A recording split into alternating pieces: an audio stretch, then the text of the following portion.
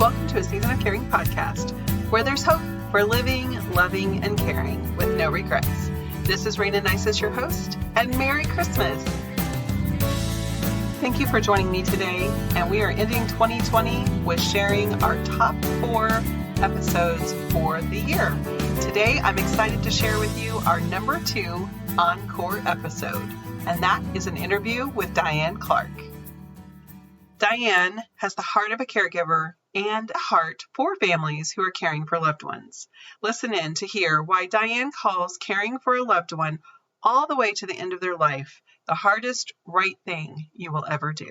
Diane has been married for 48 years. She and her husband have 2 wonderful sons, 2 gorgeous daughter-in-laws, and 3 near-perfect grandchildren. And of course, a perfect West Highland Terrier, Lulu. She has served in various positions in the church for over 20 years, where she's honed her gifts of serving and administration. She has a servant's heart that has at times coaxed her into overextending herself. But she counts it one of her greatest privileges to be at the bedside of a friend dying of AIDS contracted from a blood transfusion, of her mother-in-law, who was her best friend, and of her 2 precious fathers as they entered into eternity. She feels that those moments are as miraculous as seeing the birth of a baby, and perhaps as painful as birthing au naturel. She loves being a mom and grandmother and considers it an honor to have friends and to be a friend. She likes cooking, enjoys new foods and places, but most of all, she loves Jesus and living sacrificially for him. Welcome, Diane. It's wonderful to have you today. Thank you so much. It's an honor to be here. So let's just start off by having you share with the listeners about your caregiving experience. It's a little unique. I haven't run into others that have quite the same stories. Right. Yes. My husband and I decided years ago, actually, that we would care for our parents until they're homegoing. And it just so happened that both of our fathers needed end-of-life care at the same time. They were both in their late 80s. They were living in an independent living facility. Neither of them were happy at that facility. And we asked them what city would they like to move to if they had their choice. They both said Huntsville. And so I began looking for opportunities for us to move. We did make that move fairly quickly, and we're able to have them live with us, my father for the next 2.5 years and my father-in-law for a little over 5 years. Wow. So having that brand new family, bringing those gentlemen in and you and your husband creating a brand new space together, I'm sure you had quite the adventure in caring for them. So there weren't necessarily health issues that prompted the move. They were just unhappy. Yeah, there were actually more health issues concerning my father-in-law. We thought he'd had a stroke, and we thought we need to move up our plan. My father would have been fine where he was. He's very social, loved being around people, loved talking about Jesus. But we actually made the move more for my father-in-law. What we found once we got him to Huntsville was that he had developed a dependency on Valium that he had been on for his nervous system for probably 40 years. Mm-hmm. He had not had a stroke. As he would take smaller dosages of the Valium, he would begin to have symptoms. And he thought it was just, he didn't relate it, nor did any of his doctors relate it to a Valium addiction. So it was more for him than for my daddy that we moved and moved them in with us.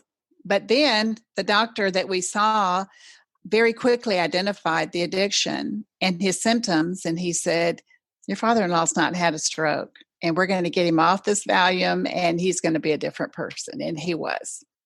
Wow. Yeah. It's amazing what the right doctor can do for you. Yes, definitely. Absolutely. So, he was a godsend for sure. Tell us a little bit about the support that you had with friends and family. Since you moved, that might have been a little bit more challenging. It was. We both had grown up in Huntsville, so we had some friends, but it's that old saying, you can never move back home. We found to be true because so many people had moved away. So we really didn't have a base of friends there. However, we had our family. Our children were 100% supportive. Our grandkids, they absolutely just loved their pawpaw and their pops, and they were the greatest support that we had.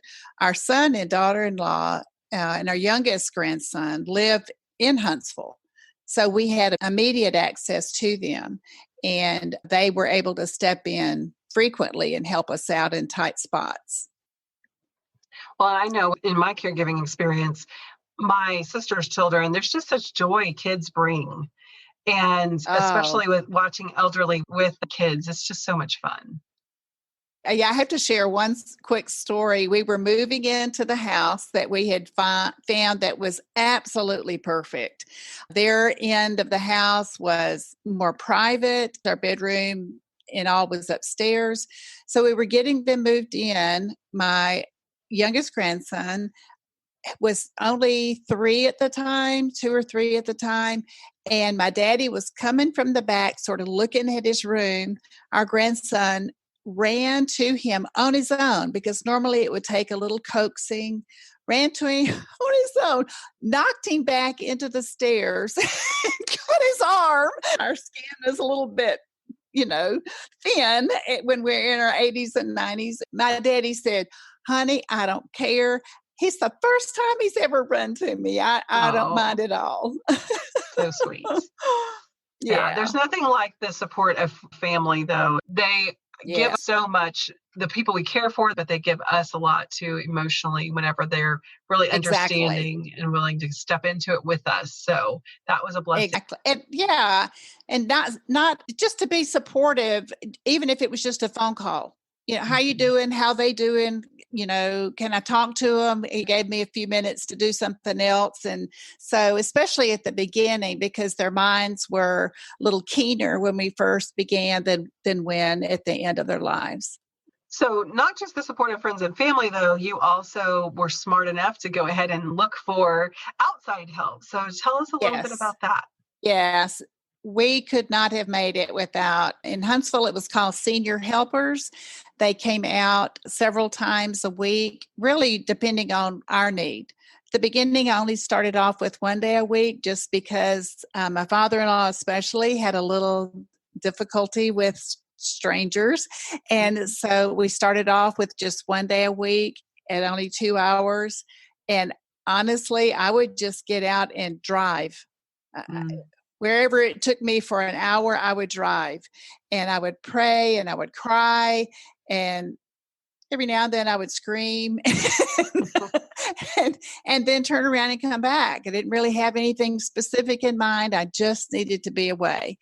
We increased it as we saw the need. So we went from 1 to, at some point, 3 times a week, sometimes even a larger span of time for 4 hours.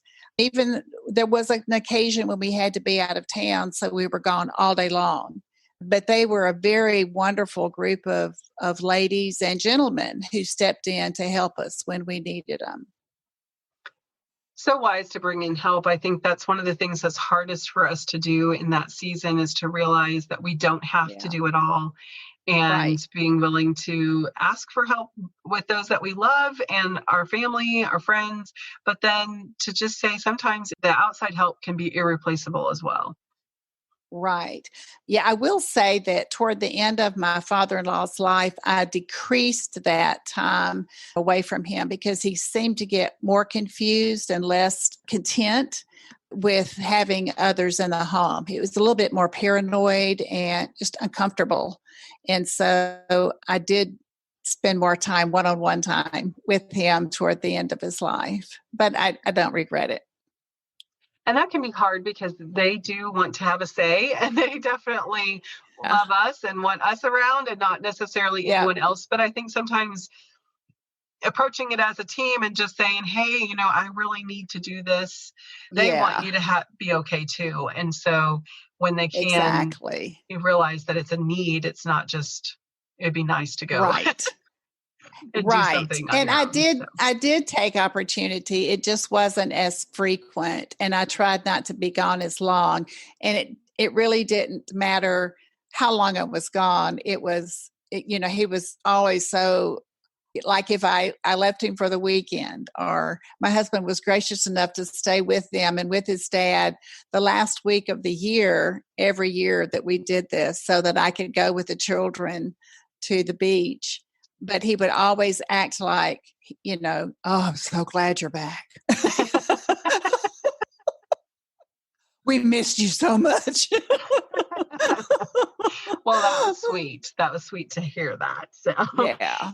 but in the midst of it, it can be a lot. And Yeah. oftentimes we want to say, I quit. If I just knew where to turn in my resignation letter, right? So what did you do when you Yeah. reached those points that you really just wanted to resign? Yeah. There were a couple of times that, in tears, I would say in a hushed voice, I need to stop this. It's just wearing on me emotionally. And my sister died of early onset Alzheimer's. This is before she became ill. When I was caring for my mother-in-law, she said, when I called her and I said, I can't do this anymore. She's going downhill. I don't like watching her lose her abilities, and it's too painful. And my sister wisely said, who else will do this? Who else will care for your mom? And you have to. You have to buck up. I didn't have my sister to tell me that this time, but I remembered her words. And it was just an opportunity to share with my husband the burden I felt. He was away at work all day, so he would come in and sit with them, watch TV with them, or just sit with them and give me a little break. But there was still, sometimes it just mounted up. I didn't realize sometimes how quickly it mounted up, that I don't want it. It wasn't so much that I didn't want to. Well, I think that's an honest statement. There are times that you just don't want to do it. Some of the tasks are not fun. Many of them are not fun. There were things, I'll never forget when my dad was having not regular bowel movements, and made the phone call to the doctor, and she's like, okay, so this is what you need to do. And I'm like, don't nurses do that? Don't you go somewhere and let other people take care of those things? Right. But so much more is on our shoulders as caregivers nowadays. And so there are those moments when you just think, no, I don't want to do this. Right. Like you said, knowing even when we find ourselves at a place that we can't take care of all of their physical needs, things progress within their disease or whatever, even having them somewhere else, you're still so engaged. There's so much that they need from you that it really isn't about doing all the hands on yourself. It's about being there and knowing they're okay and supporting them and having that conversation and having the whole picture. Each person who comes and goes only knows what they experienced in that moment. So being able to be that person who gets it all and puts all those pieces together is so invaluable. Right. Yeah, and my husband and his dad did not have the best of relationships. But the last week of my father-in-law's life, my husband really stepped up. He could see that his dad would not live much longer. And he was there with me day in, day out, through the night sometimes, and had never, always sort of stood back while I did the toiletry things or toileting. And then at that point, when he saw how weak his dad was, really stepped up. But I told him later, I said, that's really the Lord's payback, because you didn't really help me that much when the boys were little. So not my planning. I'm just saying. Precious times and great memories. Like you said, it's very bonding to be able to just come alongside and do for them what they can't do for themselves. Absolutely. There is no, in my mind, there's nothing greater. There was no other choice for me except to do this. It's what I call the hardest right thing I've ever done. And I have a cousin who also cared for her mom, but she said, hard things sometimes people shy away from, but it really builds your character. It has a great impact on your life, probably more so than we think. Like I described in my bio, the birth of a baby and the death of a loved one where you're able to be right there with them, there's just nothing more beautiful in my eyes. It's amazing that you had them together. I would imagine there were a lot of blessings with being together and that they had each other to kind of lean on in that just difficult Right. aging's just not easy, and so they had somebody else that really got it. At the same time, that's twice of them to keep track of.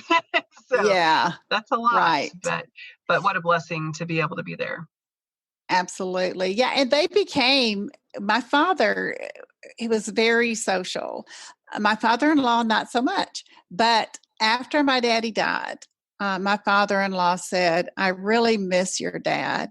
Mm-hmm. And he was probably my best friend, Oh. even though you would have never known that while daddy was still alive. But it was, a needful for me. I needed to hear that.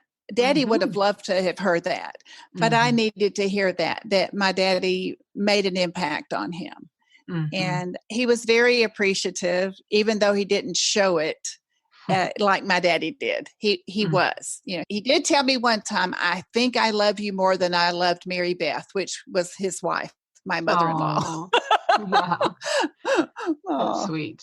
Yeah, it's hard. It's not, every personality is so different. And that's one thing in caring, you have to really consider who you're caring for, because absolutely, if we expect them to behave the way someone else behaves, or we're not changing them, we know that.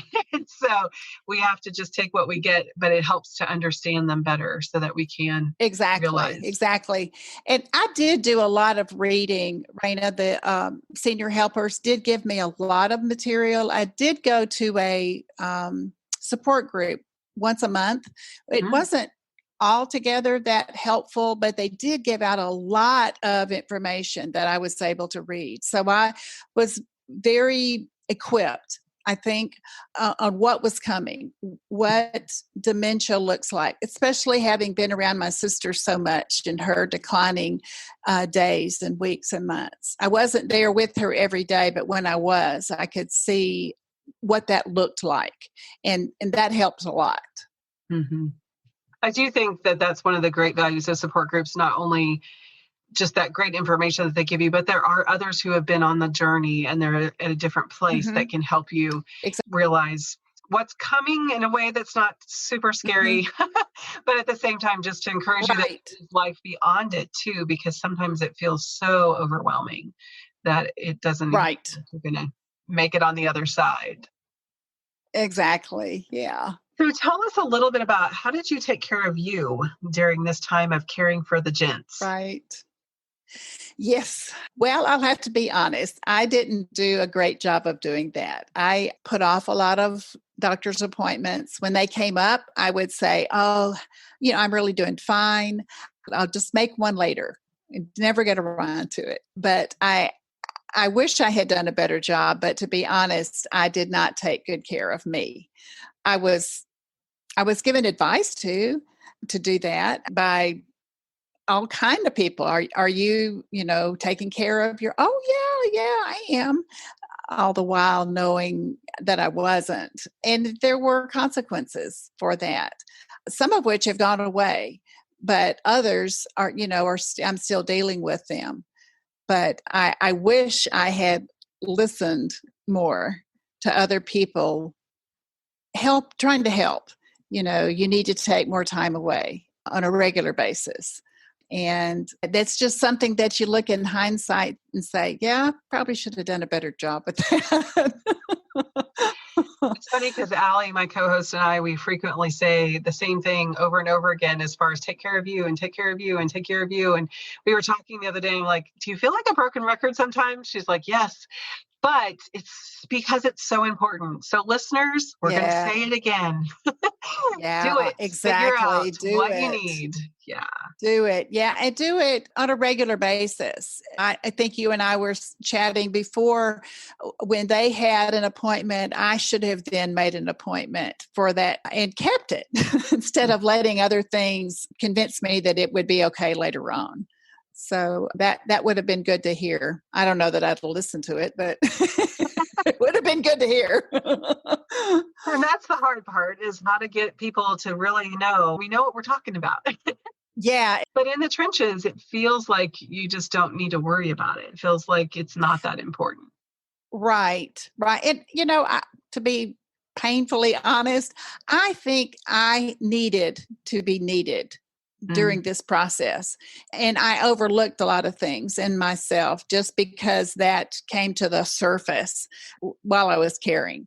And I've since discovered that that's not the case. I don't need to be needed. I needed to care for them, but I mhm. didn't absolutely need to be needed. They needed me for sure. Right. Yeah. So Well, and they needed help. It just comes back to not all of it has to be you. correct. Correct. And that's a hard line to see in the midst of it. It is. And It especially is. when they're telling you they don't want someone else. Right. Right. And my daddy he was just the opposite of my father-in-law. Honey, go, go, go, go. My father-in-law was, when will you be back?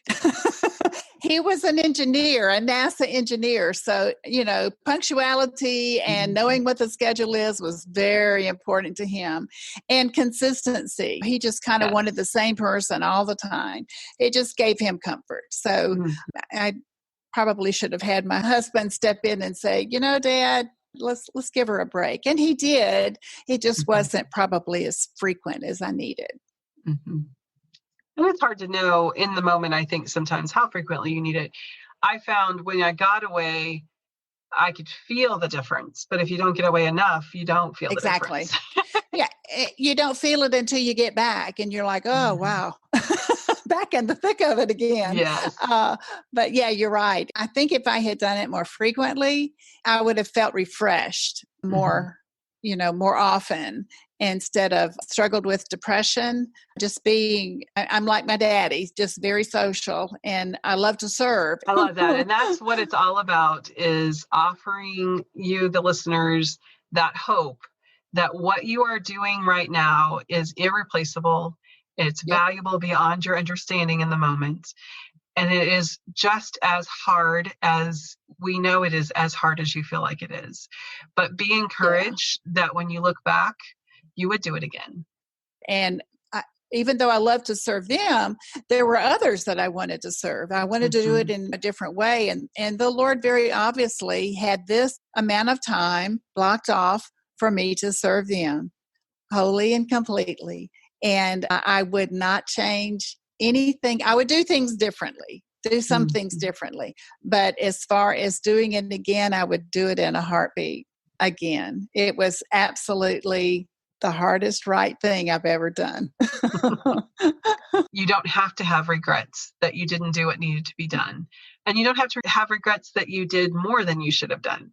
So be intentional and think Exactly. through it and really invest where you are right now, because it is just a season. And I think that's also encouraging Right. when you're in the middle of it, to know it doesn't feel like it's ever going to come to an end, but it does come to an end.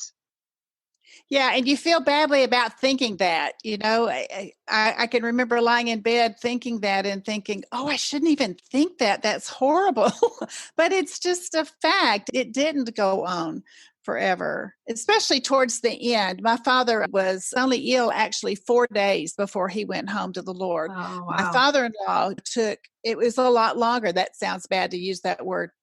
It took longer for him, Mhm. but it is a process. Death is a process. And if you can separate the emotion behind it and realize all of these things that's happening to their body that they are just not liking at all, nobody said, this is a period in life where you're just gonna love it. It's difficult for them, especially for men. I'm sure it is difficult as well for women, but I cared for both of them, and this is fresher in my mind. It was so difficult. My daddy would say some days, when he couldn't recall things, honey, am I going stupid on you? Because I know. It's like, no, Daddy, I can't remember half the things you remember, but aging is not easy. It is not. And letting go of this life is all we know, but it is a part of life, just as birth is. And it is a beautiful part of life. And it was a beautiful thing to care for these 2 World War II veterans. I would have crossed the oceans to be able to do that for them, because they had served me as a child, but also served in the military. And I had great respect for both of them. Well, Diane, it's been wonderful to talk with you, and just to reinforce one more time those important things about caregiving. Yes. And I love you saying it's the hardest right thing, because it's so true. And sometimes we think hard means it's not the right thing, but that's not true. It is hard is where we're supposed to be at times of hard things. Sure. So, absolutely. well, thank you so much for your wisdom and visiting today. We really appreciate it. Absolutely. Thank you, Rayna. Just a reminder, listeners, A Season of Caring podcast is created for the encouragement of family caregivers. If you have medical, financial, or legal questions, please contact your local professionals and take heart in your season of caring.